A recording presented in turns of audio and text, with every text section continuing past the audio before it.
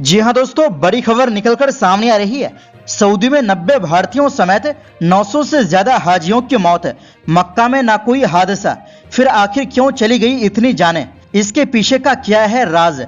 किस देश के हैं सबसे ज्यादा हाजी? जानेंगे पूरा मामला। वहीं अगली खबर में आपको बताएंगे, लगाना चाहिए इजराइल पर लगाम, पश्चिमी देश कर रहा कुछ अलग ही काम। मुसीबत में घिरे ईरान को एक और बड़ा झटका, अमेरिका के बाद मिला दुश्मन नंबर 2। इसी के साथ आपको बताएंगे, कुवैत में आग मामले में 3 भारतीय समेत 8 गिरफ्तार, 45 भारतीयों की हुई थी मौत। कुवैत सरकार मृतकों के परिवार को देगी 12 लाख से ज्यादा मुआवजा। तो दोस्तों, सभी खबरें फटाफट हम आपको कम समय में आसान भाषा में एक एक करके विस्तार से बताएंगे, तो आप मेरे साथ इस वीडियो के आखिर तक बने रहिए। तो बिना टाइम लेते हुए बात करते हैं खबरों की।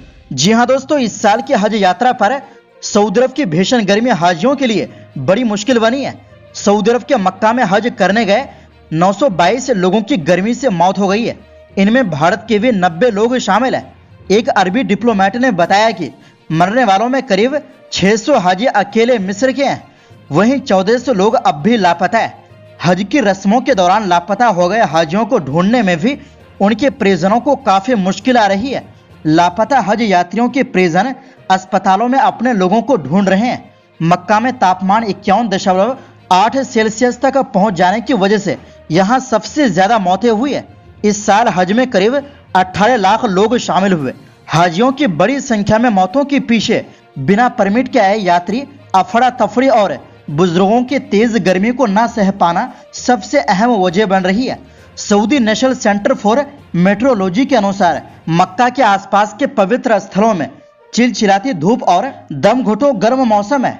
50 के आसपास का पारा खास तौर से बुजुर्ग हाजियों के लिए असहनीय बन रहा है और वे गर्मी के कारण बेहोश होकर गिर रहे हैं। हाजियों के लापता होने और ठीक से जगह और इलाज न मिलने की बड़ी वजह बिना रजिस्ट्रेशन के आए लोग भी है। ऐसे लोगों को सरकार की ओर से एयर कंडीशन की सहूलियत नहीं मिल पा रही है, इससे ये ज्यादा बीमार हो रहे हैं। ट्यूनीशिया की 70 साल की मबरोका बिन्त सलेम शुसाना शनिवार को माउंट अरफात की जियारत के बाद से लापता है। उनके पति मोहम्मद ने AFP को बताया कि उनकी पत्नी रजिस्टर्ड नहीं थी और उसके पास आधिकारिक हज परमिट नहीं था। ऐसे में वो एयर कंडीशन से फैसिलिटीज तक नहीं जा सकती थी। परमिट से आए तीर्थ यात्रियों को ही खुले में इबादत के बाद AC वाले टेंट में जाने की इजाजत है। ऐसे यात्रियों को खास तौर से बीमारियों का सामना करना पड़ा है और उनकी जान गई है। दरअसल हर साल हजारों तीर्थ यात्री अनियमित चैनलों के जरिए हज करने का प्रयास करते हैं, क्योंकि वो महंगे आधिकारिक परमिट का खर्च उठा नहीं सकते हैं।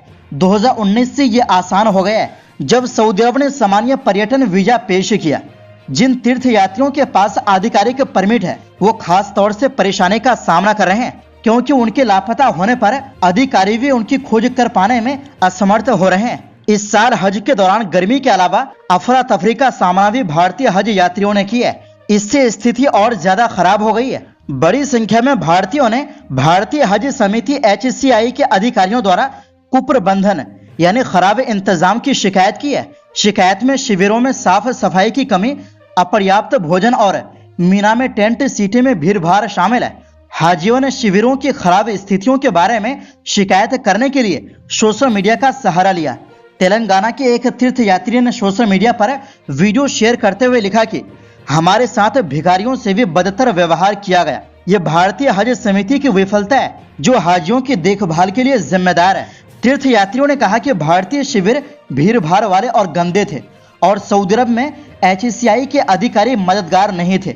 मुंबई स्थित हज तीर्थ यात्री सामाजिक न्याय समूह के शम्स चौधरी ने कहा कि ऐसी रिपोर्ट है कि जिस तंबू में 80 से 100 तीर्थ यात्रियों को रहना था, उसमें 200 तक हाजियों को रखा गया। चौधरी ने कहा कि आप इसके लिए हज समिति और सरकार को दोषी ठहरा सकते हैं, लेकिन इस बार केवल भारतीयों को ही परेशानी नहीं हुई, बल्कि पाकिस्तान, बांग्लादेश और तुर्की के तीर्थ यात्रियों को भी इसी तरह की कठिनाइयों का सामना करना पड़ा। इसी के साथ आपको बता दें कि जी हां दोस्तों, जिस पर लगाम लगाना चाहिए उन पर पश्चिमी देश तो लगाम नहीं लगाते हैं, बल्कि अलग अलग बहाना करके दूसरे देशों पर कार्रवाई करते हैं। दरअसल ईरान के लिए कनाडा ने एक और मुश्किल खड़ी कर दी है। पश्चिमी देश लगातार ईरान के ऊपर प्रतिबंधों का बोझ बढ़ा रहे हैं, जिनसे निपटना ईरान के लिए मुश्किल होता जा रहा है। कनाडा ने एक और ईरान विरोधी कदम उठाते हुए उसकी प्राइम फोर्स समझी जाने वाली IRGC यानी ईरान से इस्लामिक रिवोल्यूशनरी गार्ड कॉर्पस को आतंकी संगठनों की लिस्ट में शामिल कर दिया है। BBC की खबर के मुताबिक कनाडाई सरकार ने यह कदम विपक्ष और कुछ ईरानी प्रवासियों के दबाव में आकर लिया है। कई सालों से विपक्ष और ईरानी डायस्पोरा मांग कर रहा था कि कनाडा सरकार IRGC को आतंकवादी संगठन घोषित करे। कनाडा के इस कदम के बाद IRGC के किसी भी ऑफिशियल को कनाडा आने की इजाजत नहीं होगी। अमेरिका, सऊदी अरब, बहरीन और स्वीडन आदि पहले ही IRGC को आतंकी संगठन घोषित कर चुके हैं। दरअसल IRGC ईरान की खास मिलिट्री, पॉलिटिकल और इकोनॉमिक फोर्स है जो सीधे तौर पर ईरान के सुप्रीम लीडर अली खामेनी से जुड़ी है। एक अनुमान के मुताबिक IRGC के पास करीब 1,90,000 एक्टिव सैनिक है और इसके पास ईरान सेना से अलग खुद की ग्राउंड फोर्स, नेवी और एयरफोर्स है। ईरान विरोधियों के मुताबिक IRGC विदेश में मौजूद अपनी प्रॉक्सीज को पैसा, हथियार, तकनीक, ट्रेनिंग और सलाह देती है। माना जाता है कि मध्य पूर्व ही नहीं, IRGC दुनिया के कई देशों में अपने ऑपरेशन चला रही है। IRGC के ऊपर यमनी हौथी, हमास, हिजबुल्लाह और इस्लामिक रेजिस्टेंस इराक आदि को मदद करने के आरोप लगते आए हैं। वहीं मीडिया से बात करते हुए लेव लॉन्ग ने कहा कि यह कार्रवाई एक मजबूत संदेश है कि कनाडा आतंकवाद का मुकाबला करने के लिए अपने पास उपलब्ध सभी रास्ते का इस्तेमाल कर सकता है। उन्होंने कहा, ईरानी शासन ने ईरान के अंदर और बाहर दोनों जगह मानवाधिकारों का उल्लंघन किया है और साथ ही अंतर्राष्ट्रीय नियम को खत्म करने की कोशिशें की है। इस ऐलान के बाद कनाडा की विदेश मंत्री मेलानी जोली ने चेतावनी दी।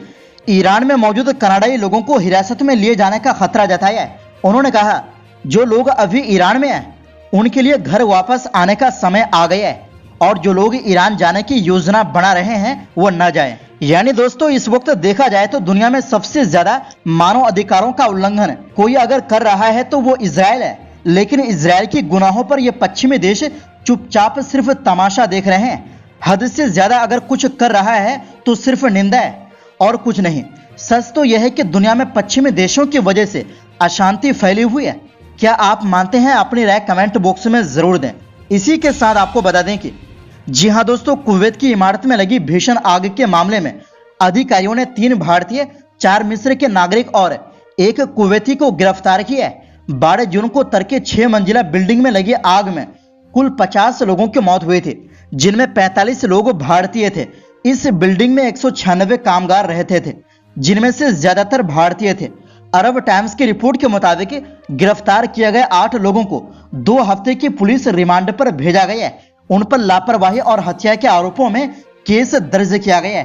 कुवैत के अमीर शेख मिशाल अल अहमद अल जाबिर अल सबाह ने बुधवार को घोषणा की थी कि पीड़ितों के परिजनों को 12.5 लाख का मुआवजा दिया जाएगा।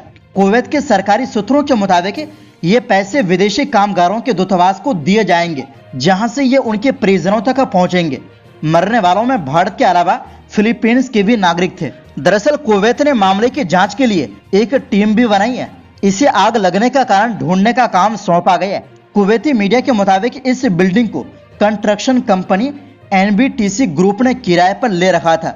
NBTC ग्रुप के मालिक मलयाली व्यापारी KG अब्राहम है। कुवैत के गृह मंत्री शेख फहद अल यूसुफ अल सबाह ने बिल्डिंग के मालिक को गिरफ्तार करने का आदेश दिया था। तो दोस्तों, इस पूरी रिपोर्ट के बारे में आपकी क्या राय है? अपनी राय कमेंट बॉक्स में जरूर दें। इस वीडियो में बस इतना ही।